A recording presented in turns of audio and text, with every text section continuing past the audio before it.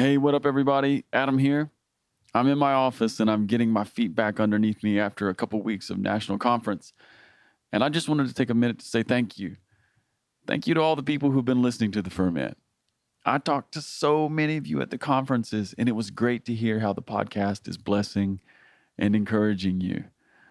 You know, I had a feeling when we started this that it was going to be a good thing, but the past 8 months they've just blown me away. You've texted, you've emailed, and you stopped by our Sing Together booth at the national conference, and the response has been amazing. So thank you to everybody who has written or texted, and thanks to everyone who stopped by our booth. Thanks to everyone who's rated and reviewed our podcast on iTunes. High five to you. Thanks to everyone who's shared an episode or two on your social media. And thank you to everybody who has sent an episode to your staff or a family member. Thank you for being a part of the Ferment community. Here's the good news. We have tons of really good interviews lined up and coming your way every single Monday this fall and winter. So I hope you keep on listening. All right, friends. Thanks for the way you have jumped in and become a part of our community. Peace.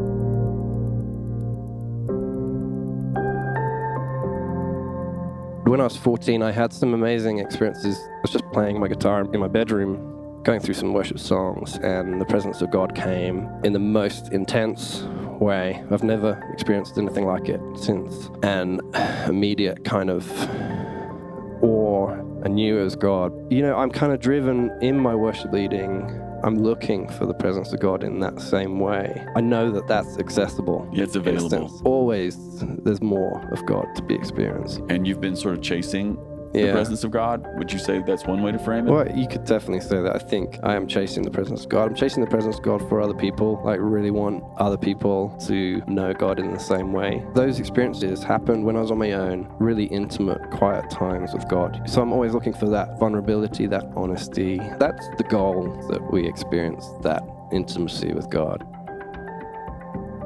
You're listening to the Ferment Podcast, conversations about worship and transformation. Today's guest is Samuel Lane. Sam is a worship leader, songwriter, and the creative director of the St. Albans Vineyard outside of London. Sam's list of songs include Beautiful, Fiery Love, Adore Him, Pour It Out, and Saved.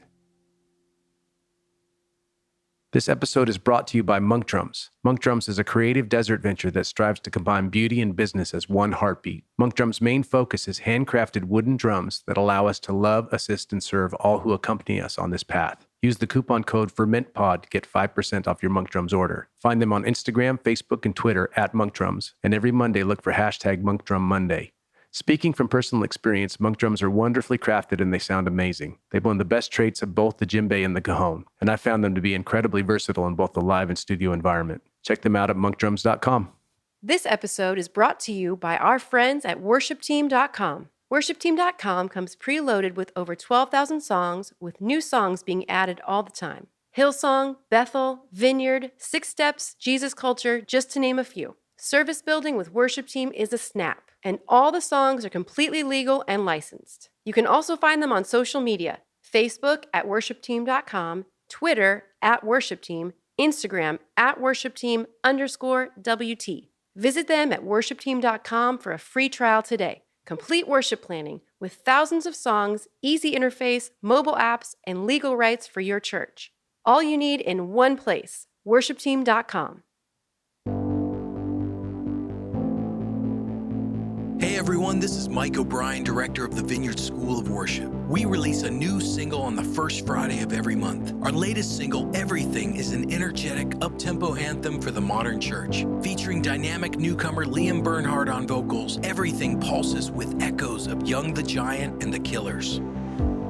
All that we're waiting for, Jesus, you're standing at the door. Don't have to fight it, don't have to run no more. This is where life begins. We open the door and let you in. You are the morning, you let the sunlight in. You're the air that we needed. You're the fire that we're seeing.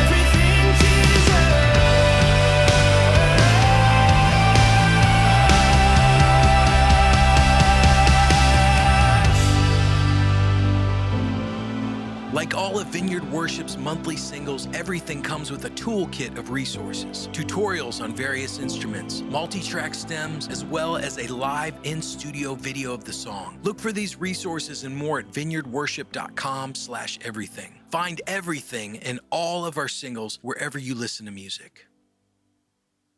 All right, everybody. I'm in Denver, Colorado. And this time I have a friend from across many waters with me. Sam Lane is here.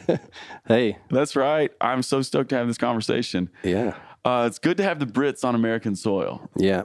We need to do that more, I think. I think we do. We absolutely do. Yeah. Yeah, we're about to do the second part of our national conference here in Denver, and Sam's coming to be a part of that. So I thought, goodness gracious, we need to have a conversation. Put it cool. on record.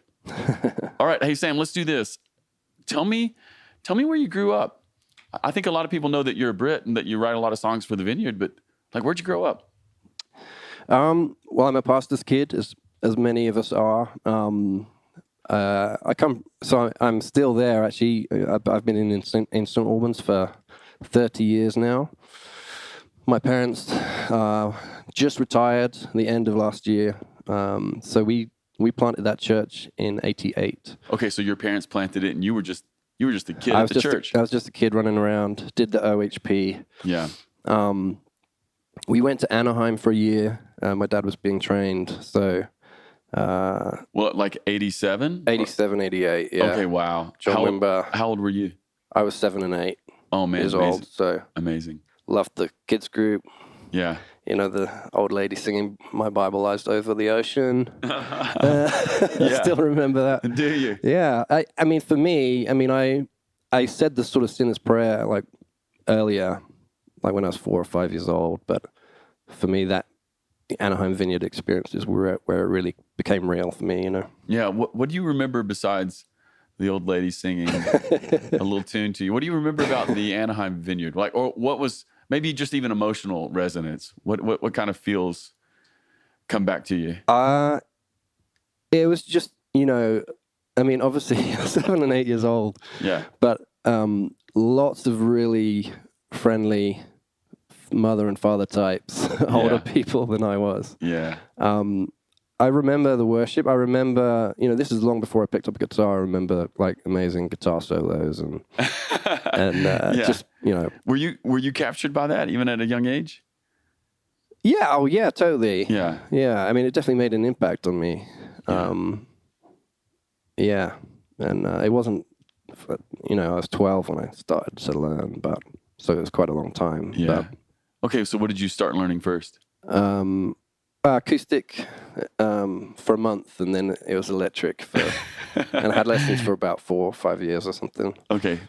In England, you just had like a teacher from the church? Yeah, from our church. There was a guy that was an insane guitarist, and he gave us a good rate. That's right. Yeah. And then when did you start leading worship? First time I led worship, I was 14, and that was in our youth group, which was about 40 kids at the time. And I was like one of the youngest there. Like it was the whole teenage spectrum, and very nervous. Did you lead with a co-leader? No, just on my own. There was a band behind me, and I'm sure it was a bit rough around the edges, Yeah. Those tapes don't exist, right? They've been burned. Yeah, they never existed. Yeah. My youth pastor was Graham Ord, who wrote really? Gracious and Compassionate. Yeah, amazing. So we had, had an amazing kind of worship pastor, youth pastor in that sort of formative years. Yeah. So when did you start writing songs? Straight away, like when I was 12, yeah. So really? I was reading the lyrics actually to my first song on the plane here, just randomly saw a picture of them. Okay, wait, you had a picture of your first lyrics on your phone? Yeah, well, I took photo of my like old journals. Like I took a photo of every page, because a while ago I did it. And then I threw the journal away. I was like just trying to clear out. I'm such a minimalist, It was just like, but I wanted to sort of capture some of the songs that I'd written. So okay, so what was your first song about? It was called "I Want to Be Used by You." And this is 12-year-old Sam Lane writing this this. is 12-year-old me. That's right. Anything in there usable? It would need some pretty in-depth rewriting, I think. Okay, well, there you go. You know what to do. I still remember the melody, but Do you? Okay, can you sing us like one or two lines? You got to sing us one or two lines. Man. One or two lines. You know the melody. So the chorus was, I don't know what key I'm going to sing this in. That's okay. I want to be used by you. I want to be used. Yeah. There you go. Pop magic. Pop magic, everybody. Oh, man. Well, hey, let's talk about maybe past that a little bit. When did you know that you were going to be a worship leader? You weren't you're not just leading worship in the youth, but you go, okay, this is what God has for me in my life. Well, I knew straight away. It was like the first it was like, I'm going to be a worship leader, and so I'll get some lessons and I'll write songs straight away. And I just had this desire. I mean, previous to that, I was wanting to be a football player, a soccer player. Yeah. Did you play soccer growing up? Yeah. Okay. What was your position? I was a striker. Okay. Okay. You have the speed. I had the speed. Yeah. Yeah. You had the touch. Yeah. Okay. I was pretty good. Pretty good. Could you bang one in from outside the 18? Oh yeah. Okay, yeah. good. Easy. I played at Wembley Stadium when I was 14 years old. Okay. Tell us about that. What was that? That was we did a little. There was a skills show before at the end of every season. There's playoffs to see who gets promoted to the next season and things like that. And just entertainment really. At halftime, they put on a skills show, and I played for St Albans City Youth team, and so they were looking for young players to do this show. So That's great. What a memory. Yeah, it's cool. Yeah. I have 4 kids. All of them play soccer. Mm-hmm. And my oldest, River, is going into his senior season at his high school.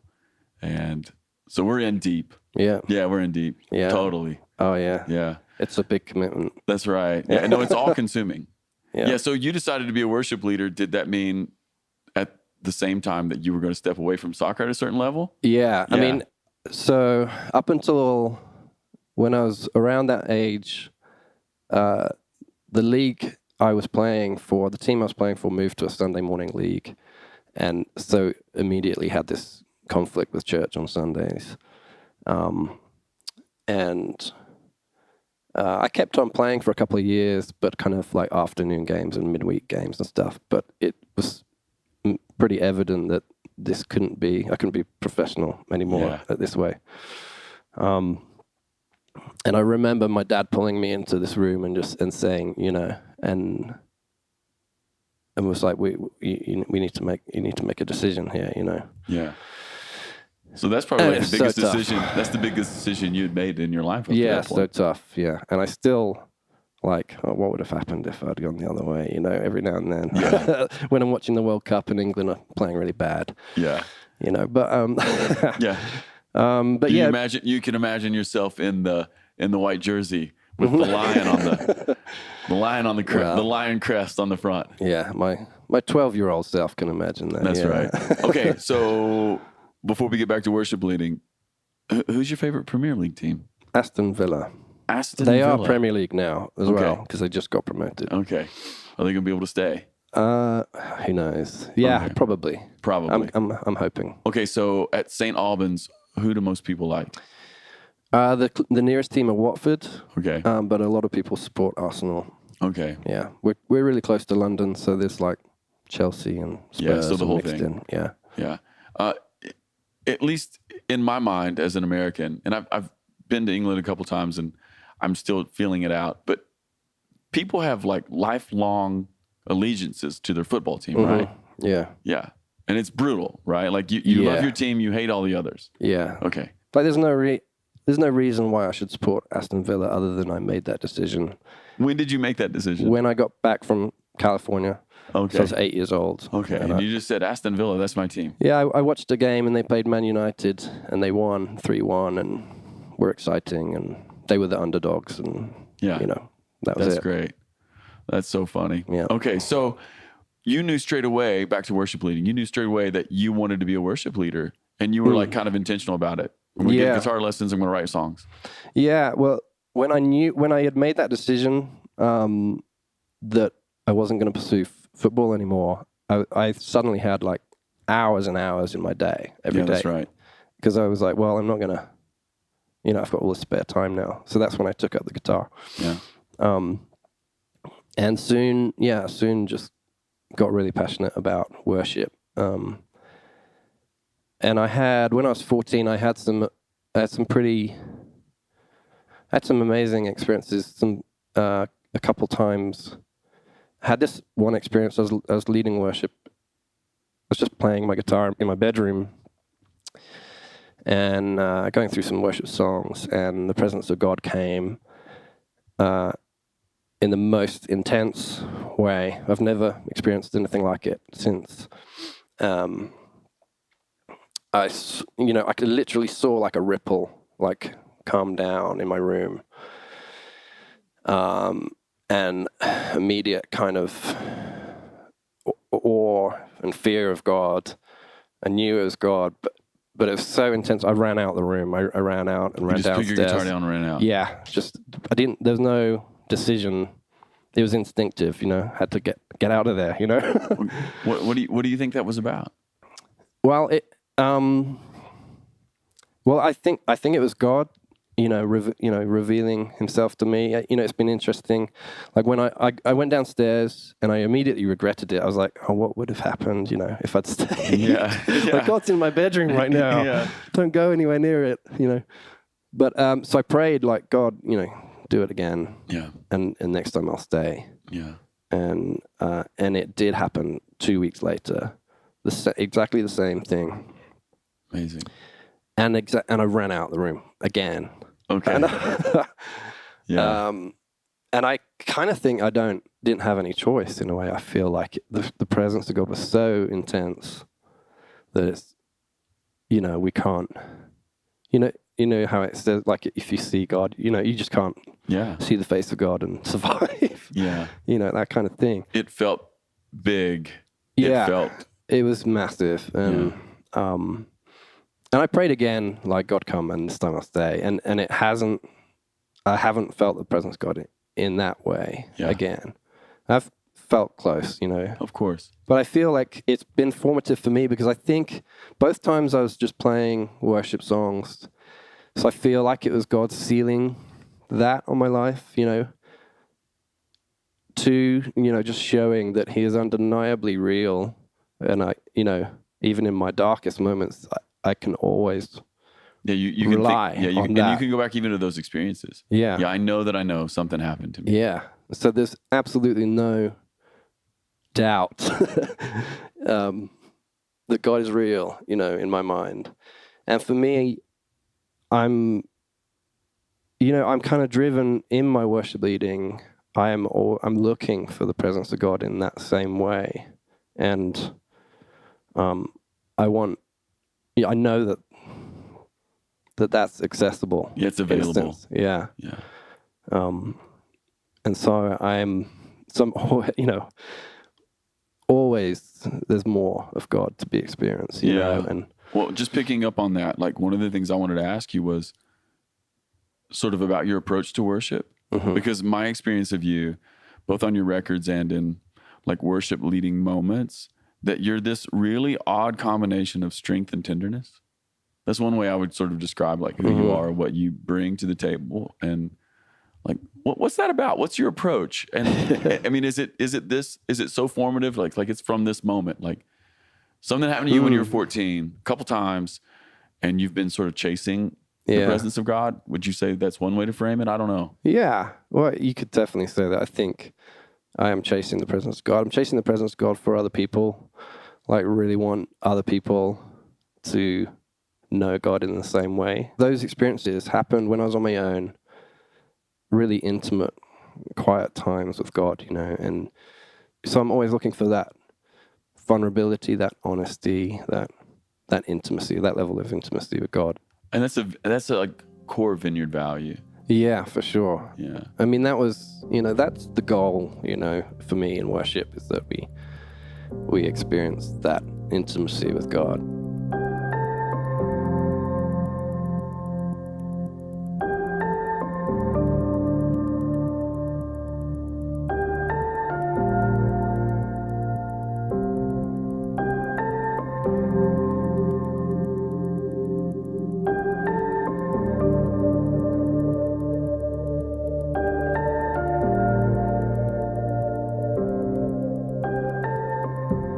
Sam, about that, you were talking about vulnerability and intimacy with God, and it's like the goal. And those are maybe even experiences that were formed in you at an early age. I'd like to talk maybe a little bit more about that, because so much of what I would consider to be, and I'm using air quotes here, modern worship, it's great. Yeah. There's not much of that. It feels dense to me sometimes. Sonically dense. The arrangements are dense, even lyrically dense sometimes, you know? Yeah. And so I'm wondering if you're not putting your finger on something that is not only a Vineyard value, but a gift that the world still needs, you know? Yeah. Yeah. Well, I think I'm just very aware of my need for God, you know, and I don't want to waste any time singing songs that don't really move me in that direction. Okay, so why are you so aware of your own need for God? It's a good question. Yeah, I don't know. I've always been, I guess, something I have struggled with is self-esteem, and probably a bit of depression mixed in. And isn't that all artists? Isn't that all of us, right? Like, you know, how to be an artist. Have some questions about your own self and be occasionally mildly depressed, at least some melancholy, right? Like, there's definitely some torment in there. And I guess for me, you know, the presence of God is a relief. It's the relief from that, you know, in many ways. You know, not the only relief, but it's the good relief. Yeah, and it's and it's not going to make you a worse version of yourself. No, praise the Lord. No, yeah, praise the Lord. Talk to me just for a second about putting together a worship set. Yeah, you know, a lot of worship leaders are listening to this.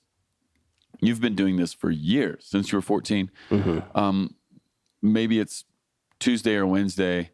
You're at church. You're going to lead on Sunday. What's your thought? What's your approach for putting that set together? Well, I'll always have. So there'll be. By that time, I'll usually have a song or two that I just feel like, you know, I feel like God has spoken to me about, or. So are you praying during the week? God, would you just show me some of what you want to sing this week? Yeah, absolutely, and definitely through in that process, you know, I think it's hard to rush. You can't rush the process of planning your worship set. I mean, sometimes it can take. It's like how long is a piece of string? Sometimes it can take forever, and sometimes it can be really quick. You know, and I think God has often like stepped in if I've got a really busy week. He'll like make it really clear to me, you know, and it'll be an easy one, which is great. And then if I've got time on my hands, then I'll just really struggle with the set, you know. But yeah, I mean, it's looking for what does God want to do? What do we as a church want to communicate to God? You know, what's our prayer? What's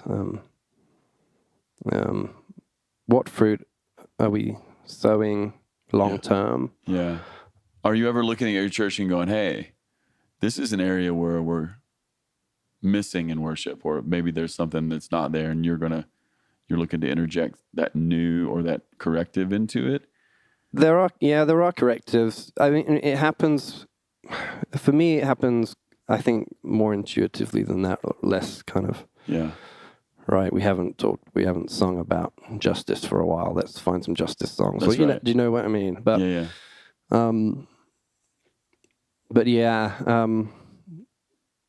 But again, going back to what I said before, for me the goal is intimacy.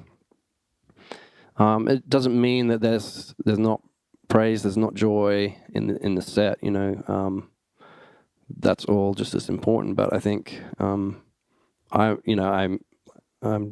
driven to try and bring depth to people's relationship with God. Well, I like what you just said there. You said it's not like there's not praise or joy, but the goal is intimacy, right? Mm-hmm. And I know even, with my wife, but then even beyond that, like to my very good friends, isn't it true that oftentimes like moments of joy or moments of just almost like silly hanging out, that's what makes the context for intimacy, sharing, and vulnerability. Mm-hmm. And I'm thinking even with my very close friends, maybe where we're sitting at maybe a decent dinner table with some decent wine, and eventually people begin to tell the truth about their actual lives. But it isn't just that moment. As good as that moment is, it was the 3 or 4 hours before when you were telling silly jokes and showing each other memes. That sort of like creates the context for that. Okay, yeah. And I think there's some sort of an analog there for worship as well. Mm-hmm. Like, A, God deserves to be praised. Mm-hmm. B, the Psalms say there is fullness of joy in his presence. Yeah. But at the same time, those two things are leading us somewhere. And I think it's to exchange. Yeah. Vulnerability, intimacy, letting our guard down before him to tell the truth of who we are. Yeah. I mean, it's such it's really hard to pigeonhole songs in that, this is a praise song, this is a joy song, because I think even in many of the intimate songs, they are both praise and joy as well. There's joy in God's presence, and joy in intimacy with him. Yeah. And I'm even breakthrough, that happens in those moments. I'm even thinking of a little discussion I had with the worship leader at my church, Glenn Yoder, the other day. Mm-hmm. And Glenn was saying to me, he said, "Hey, I think we're gonna add that really old John Mark McMillan song back to our set." I'm like, "Which one?" He's like, "Closer," which is this wild, extremely loud, borderline punk rock song. At the end, it ends with shouting, "Son of David, do not pass me by," right? Yeah. It's freaking awesome. Mm-hmm. But I remember he and I started talking about that. And a few years ago, Hannah Darty to Spain, she led it, and she never let it get above hardly a whisper. The entire song, she kept it so quiet, and it smashed the room. Yeah, you know? Cool. And it's the point you're making. Like, no song is ever just one thing. Yeah. Yeah. I mean, every song can be done in many different ways anyway,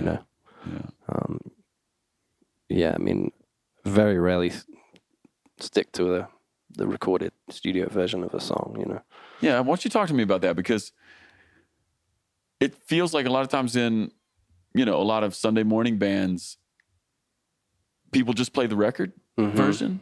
Yeah. Yeah.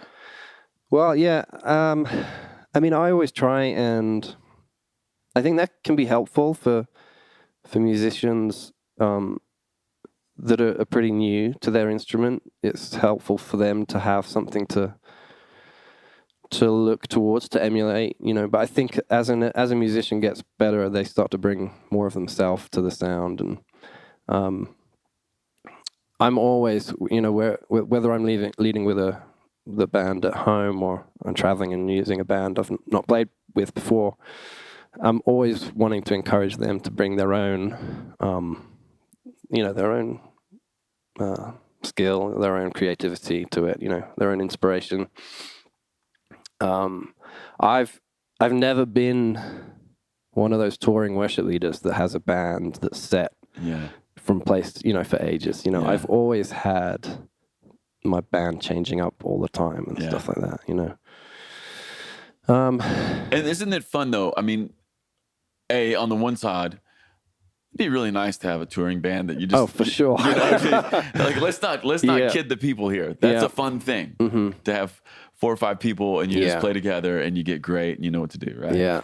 But then on the other side, I think the opportunity in what you're describing and even as approach to songs, there's a sound that can only be made with us. Yeah. Like this whatever this unique collection of people is tonight Yeah. or this, some Sunday morning. Yeah. And when we get together on that stage, only we can do what's about to happen. So That's right, yeah. encouraging the freedom to let people feel like, okay, we don't Yeah. have to maybe play the radio version hook. Like maybe Yeah. we should let the piano player play something different, Yeah. or even the entire approach. Yeah. And that can sometimes take more work, to bring your own thing to it, Yeah.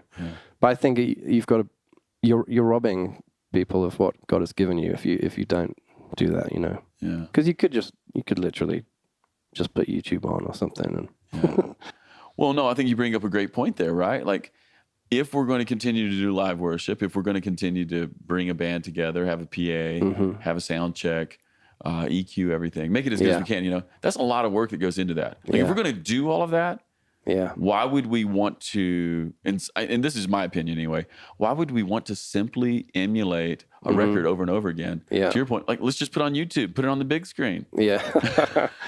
Yeah. I mean, a lot of those versions are powerful versions, they do the job, which is why so many people like fall back on them, you know. I think for me, like as a worship pastor, there's been weeks where like I phoned all 8 of our drummers and none of them can drum, and I have to take the pressure off myself, we're not here to try and recreate something. We are members of the church and we want to worship together with the congregation. We're not putting on a show, and it sometimes can creep in, not that you're ever creating a show, but the pressure to perform or the pressure to create an emotional experience. I mean, I won't put this on you. I'll put this on me. I know that, especially in times when I was leading a lot of worship, which I don't do now, but even when I do lead worship now, there's that little voice in the back of my head that's like, hey, let's do this so that when people leave tonight, they go, worship was amazing. Yeah. Oh, yeah. Yeah. Yeah. That's a tough voice to deal with. It is, yeah.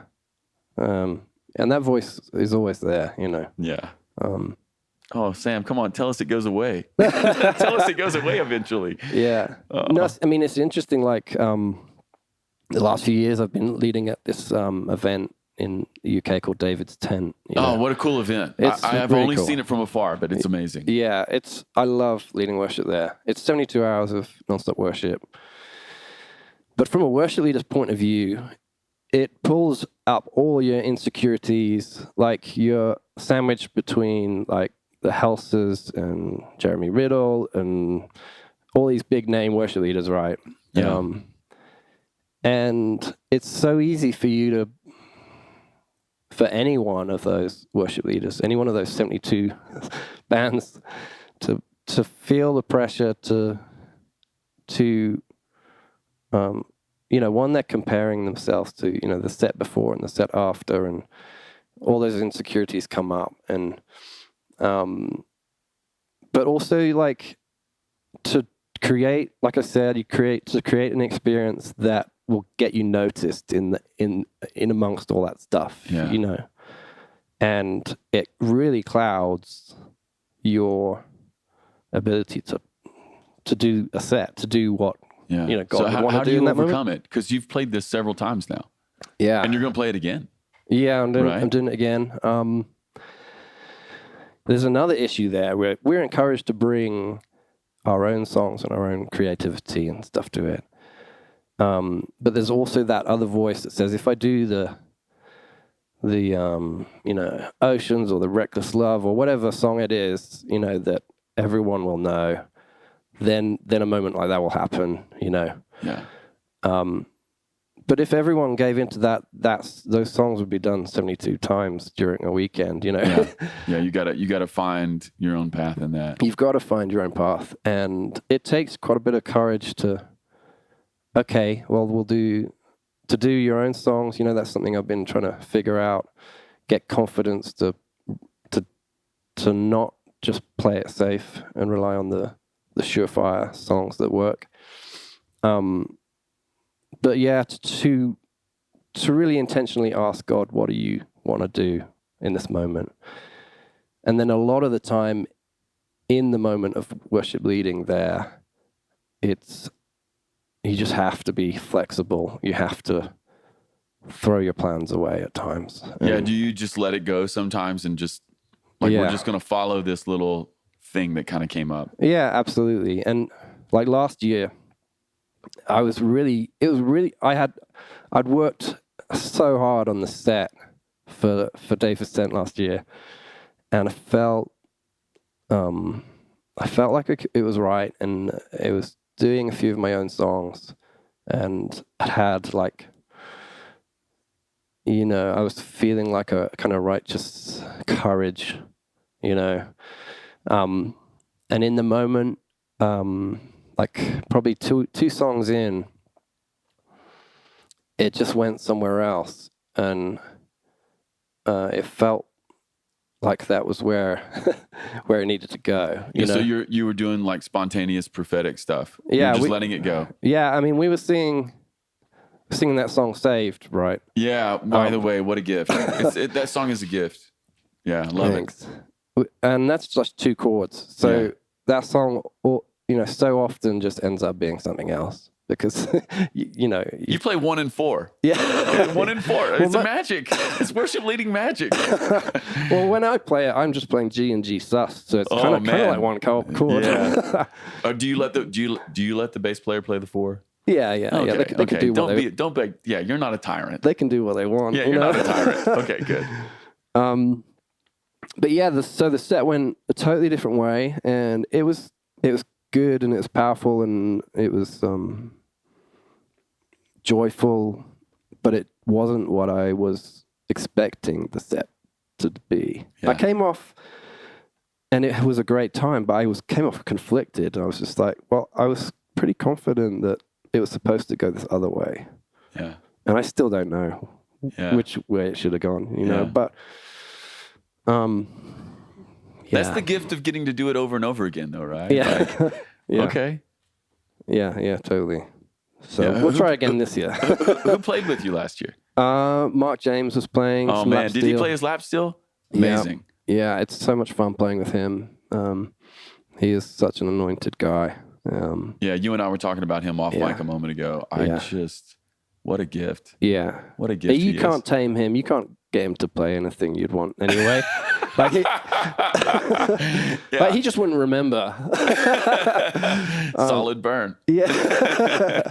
No, I mean, whatever he's got in his head is way better than what you ask him to do anyway. So, that's right. Yeah. You got to release these people that have gifting. Yeah.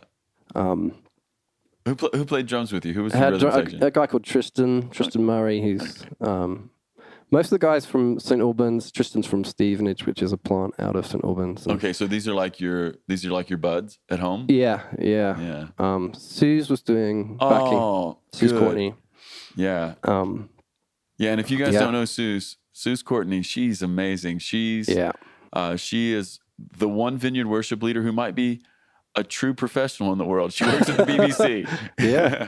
The rest of us are all slackers. Yeah. But Suze has got a real day job. Mm-hmm. Yeah, she knows what she's doing. Yeah, sure. Great voice too. Yeah, totally. Okay, that's killer band. Yeah, good team. Yeah. Okay, slightly different turn here. How do you raise up a younger worship leader? Like if there's somebody at your church and you're like, okay, that guy or that girl, there's something special to them. Yeah. What is your approach to bringing them along, giving them platform, teaching them, and not just training them to be like a person who can play songs, but someone who's really leading the room? Yeah, it's a difficult one. It's not easy to train someone up in that. It's a classic for people that've been around the vineyard for a while. It's the IRTDM&R thing. Yeah, why don't you explain that? You got to I don't know whether I'll get them all right, but you're gonna get it. You're gonna get it. I'm confident. You got to identify the people that have a calling. That's what you're looking for, is people with calling, not just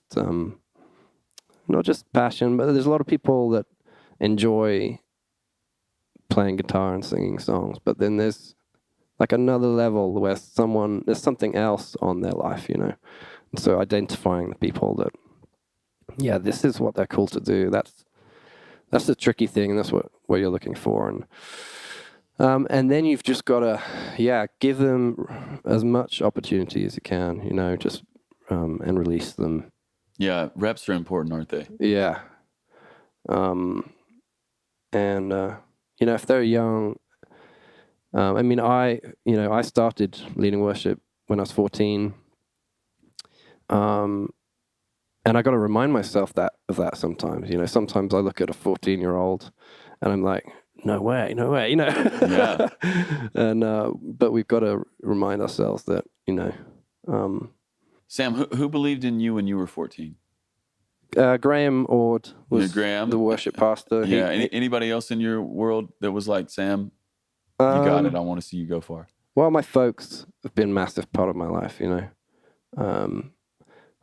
When I was 14, our church was pretty small. It was like 250 or something. And Mark James turned up maybe when I was around 16 or something like that. And that was really great to have a comrade, you know, like someone who was doing the same thing in the same place. And is Mark a little bit older than you? Yeah, he's 5 or 6 years older than I am. But okay, so somebody you could look up to. Mm-hmm. Yeah, and he's an encourager. You know, he's such a good guy to chat to when I'm not doing so good. You know, but isn't it interesting that when you're 14, you're leading worship? Not only do I believe that you have a call in worship, which I do, and not only do I believe that there was something in you that was tenacious, because you're like, okay, I'm going to give up football and I'm going to play guitar, right? Mm-hmm. But then just in the sovereignty of God, I guess that's the only way I can say it. Graham Ward is your youth pastor. Mm-hmm. Your folks are your folks. But then beyond that, they're like worship people. Yeah. You know, and then God sends a guy like Mark James, and then all of a sudden you've got this community around you who's calling you into the thing that God has put in your life.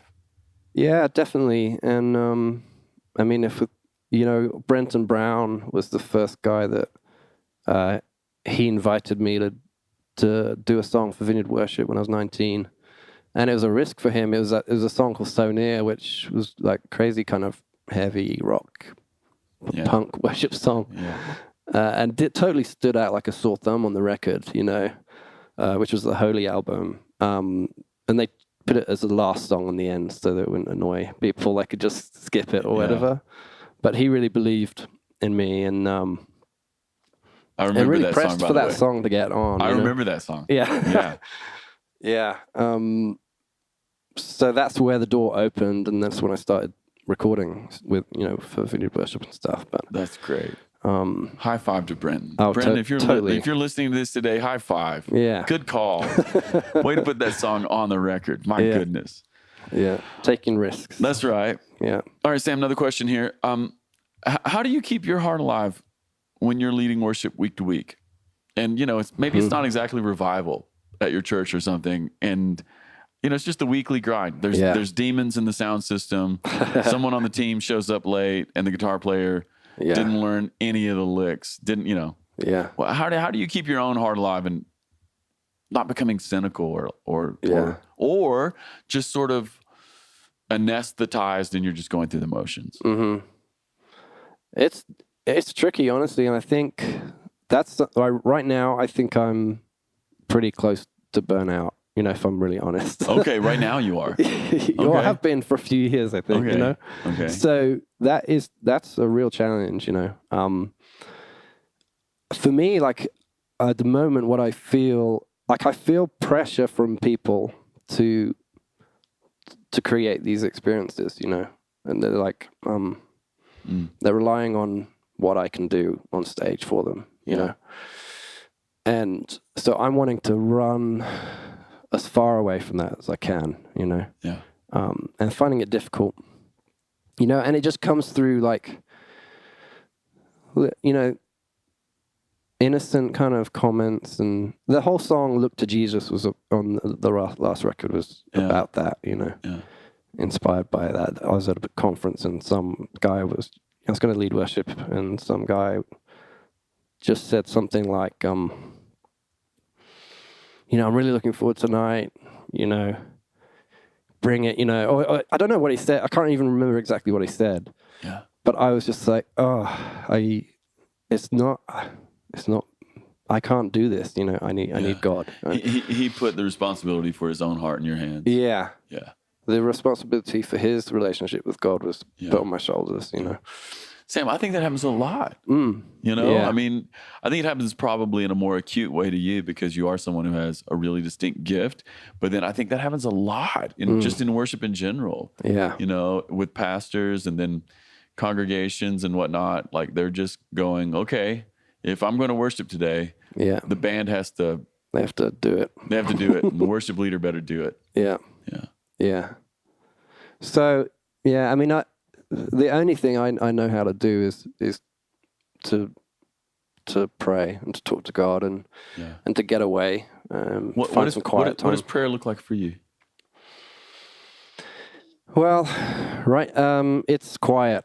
Quiet is generally prayer for me. You know, I've got 2 young kids, and we have a very small house and not much time or space, you know. Yeah. How old are your kids? 9 months and 3 years old. Oh, yeah, dude, you're in it. Yeah. You're completely in it. Yeah. I can't pick up a guitar without being mobbed at home, you know, so all my routines and places where I used to write songs and do all that stuff, they're out the window. I've got to find other places now. That's right. You know. That's right. So prayer is, you're looking for quiet. It's yeah. I mean, prayer is any spare moment I get. Yeah. You know. Yeah.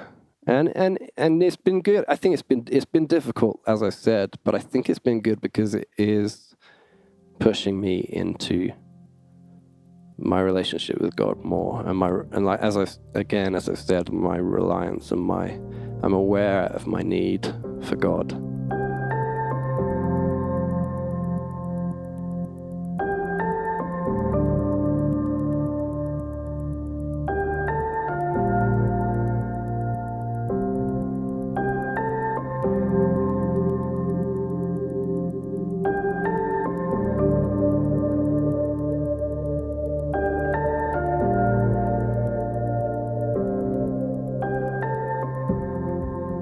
So, do you have any spiritual rhythms to your life that you've developed over time? Well, like I said, the ones I had have been totally trashed, you know. Okay, so you're in that spot where I'm in the transition right now. Yeah, you're relearning. Yeah. Sam, how old are you? I'm 39. Yeah, dude. My wife and I, we just did a podcast about this. Yeah, it's really good. No, I'm telling you, I'm just laughing internally because this is what happens, isn't it? Like we get our spiritual life together, and then all of a sudden, the commitments you've made, the children you've had, here we go, and we're having to learn it again, right? Yeah. You're transitioning. Mm-hmm. I'm building it into my work hours a little bit more, which is good. So, and the pastor there has been really helpful. But just trying to find it wherever I can. You know? Yeah, that's right. So, So what do you tell yourself when you feel someone put expectations on you? I mean, is that something you just take to God in prayer immediately and just try to like let go of? Yeah, I think so. It's just trying to ignore it, you know, in a way.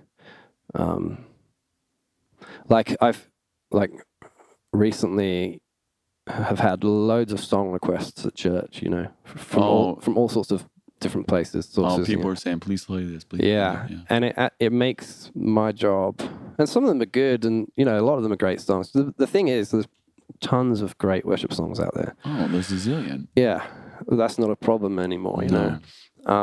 But it makes my job harder as a worship leader to figure out what to do, you know. Yeah. See, I'm an Enneagram 8, so when someone comes to me and says, "Hey, will you do this song?"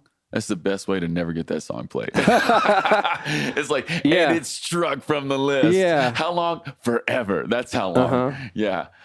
Yeah, there's a little bit of that. Yeah, I'm just combative, you know? It's like, no. Yeah. That's just me. And I'm not saying that's healthy for all the worship leaders who are listening right now. Yeah. I think for me, it's just, being able to lead worship without thinking about, what does the pastor think of this set, this song choice, all these.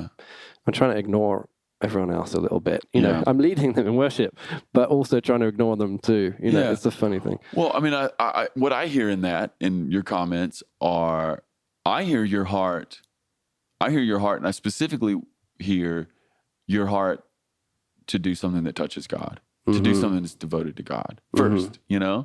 Like your pastor's good, God bless him. The congregation is good, God bless all of them, Yeah. But, there is something about worship that's for God, Yeah. And that's what I hear coming through in everything you've said today. Yeah. Oh, absolutely. I think it's one of the reasons why you might struggle. Yeah. Is that you have been, maybe to have a call back from the beginning of our conversation. Yeah. Whatever happened when you were 14, it did something to you. Yeah. Yeah. I think it's pretty deeply ingrained. I think it is too. In me. I think it is too. Hey, let's lighten it up here for a second. Who are your musical influences? Well, I've gone through all sorts of phases as a teenager writing songs. I wanted to write worship songs that sounded like Pearl Jam, Yes. like at the beginning. Yes. And then, I've been through so it. near. So near. Come on, man. Come on. You were just conjuring all that West Coast, Northwest America stuff, right? Yeah. Absolutely. And then, it's hard to pull out names, but I definitely went through a Radiohead phase. I went through a Coldplay phase. And look. all the classic, everyone. If you were white guys of our age, if you don't say those two bands, you're not even, you're lying. Yeah. Who do you like these days, though? Right now, I really enjoy War on Drugs. Yeah. Because I love how they're like an antidote to a lot of other bands. Like it just sounds like they're jamming, a lot of the time, and they're great musicians. Yeah. But it's not like their songs are really long, and they just kind of play the same chords over and over again. And and there's so much joy that comes through jamming and stuff, and nothing being too overproduced. They're free. They're very free. Yeah. There is a YouTube video. So there's a YouTube channel called KEXP, which is a radio station. Yeah. I can't remember if it's Seattle or Portland, but they have an amazing YouTube library of people playing performances in there. Yeah. And the War on Drugs performance in there is mind-blowing. Yeah. I've tried to get every worship team in America to watch this, because it's like, guys, this is how you play music. Yeah. Do not settle for anything else. Yeah. If you go in there and watch, especially if you're listening right now, go on and watch the drummer and the bass player. That rhythm section is so on it. Yeah. And they're having fun. Yeah. And it's real. Yeah. I love them. I think that's it. You're just looking for something real. I think everyone is hungry for like authenticity and like passion and something real, honesty and lyrics. Anybody else besides the War on Drugs that's doing it for you? There are. Who am I listening? I mean, if you're talking about worship, then I'm really enjoying like United Pursuit stuff at the moment. Early or late? Pretty like this. Yeah, pretty current. Yeah, not all this stuff, but like I love how simple, and again how it just feels like all the songs are coming out of genuine worship times, out of spontaneous moments. And yeah, I think a lot of their music happens that way. Yeah, because those little choruses are so good. Yeah. And they're connected to the same like 4-chord structure. Yeah. So it's almost, that tells me, I mean, maybe I'm wrong. Will, correct me. It's fine. But it feels like maybe those were additions that have happened through the evolution of the song. Yeah. I mean, and it's great. And then sometimes, the songs are a little rough around the edges, and maybe they had too much stuff to choose from, when they recorded it, or but it's really, I love it, and you just, what I love about it is just that the love for God communicates through it, and they're not, I think they work to protect that as well, which you have to do, because I think it's quite easy to try and impress people with lots of crazy production and stuff. Yeah. Well, I will say this: their music is so accessible. Anybody can play it. I think that's the appeal. Yeah. The lyrics are simple. The chords are simple. I can play it. You can pick up any of those little choruses, throw it at your home group, throw it on a Sunday morning. It works. Yeah. Yeah. Love that. Yeah. I mean, I always find questions about what music are you into. I find it really hard because I listen to so much stuff. I haven't discovered anything brand new that I'm really loving for a little while, I guess. Yeah. I go through phases of wanting to discover new music, and then I get tired of listening to new stuff that I don't love sometimes. Yeah. And have to retreat, you know. Well, I'm only staying semi-current because my 2 teenage sons help me. Yeah. That's it. Yeah. And I like some of it. Mm-hmm. What I'm finding though is they will send me some band, and I will love one of their songs, and I'm having a hard time finding a record that's new that I just think is the jam. Yeah. Yeah. Yeah. My boys, they're so into this band called Tame Impala. Mm-hmm. I think it's a perfect example of this, at least for me, somebody who's listening who's like, you're an idiot. But I think some of they have some songs I think they're beyond brilliant. Yeah. But as a record, I'm kind of like, meh, I don't know. Yeah. Yeah. So send us your music recommendations, people. Yeah. I want a full record I can listen to that's amazing. All right, hey Sam, let's do this to end. Let's do some quick hitters. Mm-hmm. Okay. And we'll just I'm going to strike the first question. Okay. Second question. What's your favorite TV show right now? I just finished Stranger Things, which season 3. Yeah. Did you like it? I really loved it. I mean, it totally moved into horror a little bit more than I would normally like. Yeah. My kids, they binged 4th of July. Yeah. Of course, that's not a holiday for you. It is for us. But they binged it. They loved it. Yeah. It's a really amazing. There you go. Show. Best British city for music.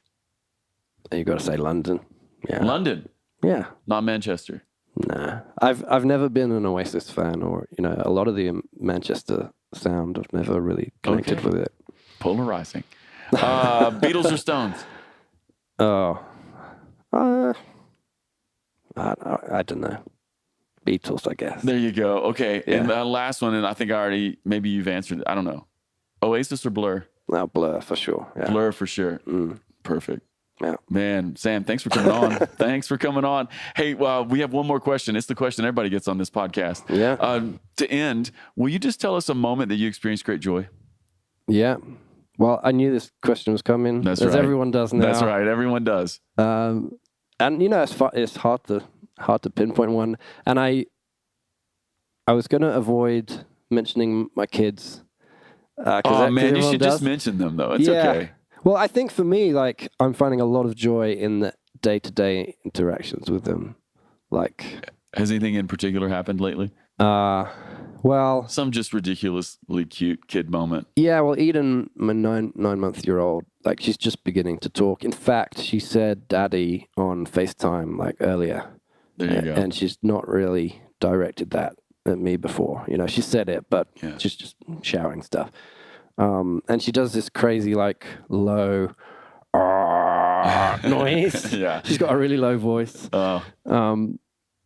So there's loads of joy there, and with Sonny, just making him smile, and he's at an age where he's wanting to do everything himself, and seeing the pride on his face, when he does something, and that's amazing, all that stuff. It is, and it's funny how many times little moments like this are mentioned on the podcast to this question. Mm-hmm.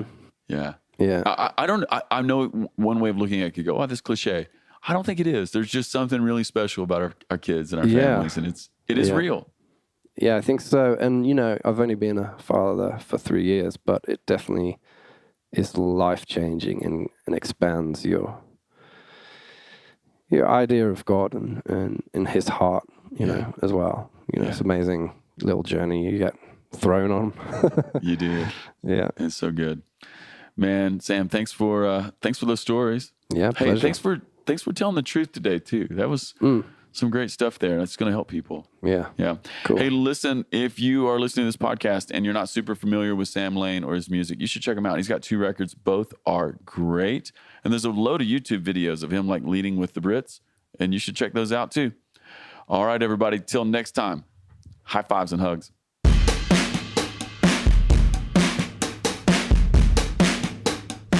Hi, everyone. This is Melissa Keller, Events Director for Vineyard Worship. If you've been enjoying the podcast, I've got a couple of ways you could really help us. First of all, review the podcast on iTunes or the podcast platform of your choice. This helps more people find us. Also, connect with us on social media, Instagram at The Ferment Podcast and Twitter at FermentCast. Thanks for listening. See you next time.